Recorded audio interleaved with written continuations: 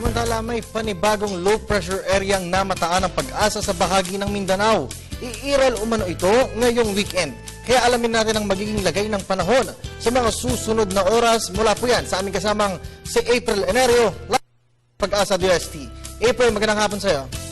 Magandang hapon din, Kirby. Sa ating balita ngayong Biyernes, meron tayong good news at not so good news. Unahin natin ang good news. Nalusaw na kahapon itong low pressure area na binabantayan natin sa northern part o hilagang bahagi ng bansa.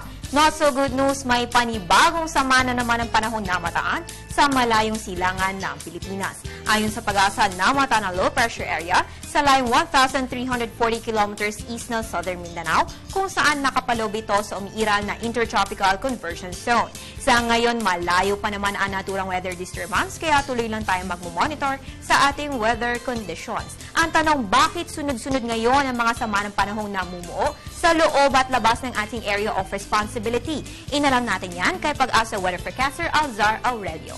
Tama, sa mga ganitong buwan at ang importante ito yung panahon ng tag-ulan. Asahan po natin ng mga moisture o water vapor ay dito sa ating area, lalo na po ang Western North Pacific, kung saan nandun ang ating bansa. Pangalawang day lang po kung bakit ganito na lamang ay marami nabubong low pressure area sa panahon ng tag-ulan dahil ang ating bansa ay papaligiran ng mga karagatan. Yung Pacific Ocean, ganun din yung West Philippine Sea. So, ayan ang dahilan kung bakit sunod-sunod ang mga weather disturbances ngayong Agosto. Ngayon, narito naman ang inaasahang panahon sa mga susunod na oras mula po yan sa weather forecast ng Pag-asa.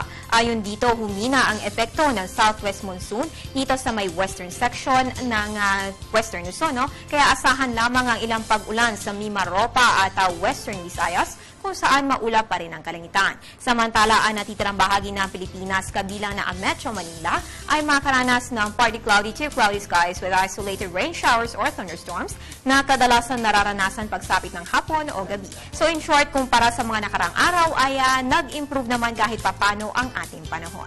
At dahil Biyernes na naman mga kababayan, this weekend, ayon po sa Pag-asa, generally good weather naman sa may Luzon at Visayas, pero syempre asahan pa rin po ang mga thunderstorms dahil panahon ng tag-ulan. Ang Mindanao medyo magiging maulan dahil nga sa inaasahang pagpasok ng sama ng panahon sa ating PAR. Para po sa ating daily weather-related reminders, magdala ng payong, jacket o kahit anong panangga sa ulan at ugaliin na mag-monitor na weather updates via panahon.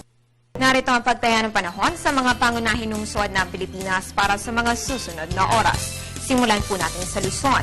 Mataas na sa may Legazpi at Lawag City na parehong may 25 to 32 degrees Celsius, habang ang Baguio City ay may 17 to 21 degrees Celsius. Punta naman po tayo ng Visayas. Mataas na sa may Metro Cebu na may 25 to 32 degrees Celsius, habang Tacloban ay may 23 to 32 degrees Celsius. At sa Mindanao, mataas na sa may Zamboanga na may 24 to 34 degrees Celsius, habang ang Cagayan de Oro ay may 23 to 33 degrees Celsius. So sa ping-astronomiya naman, mga kababayan, alam nyo ba ng Agosto ang isa sa mga pinakapopular na panahon kada taon para sa mga meteor showers?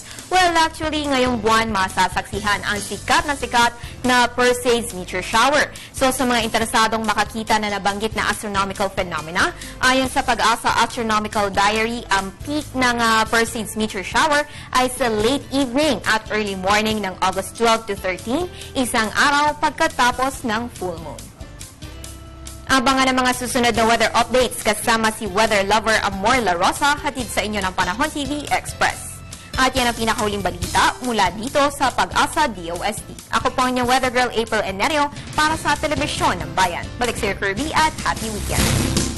Maraming salamat sa iyo, April, at happy weekend din.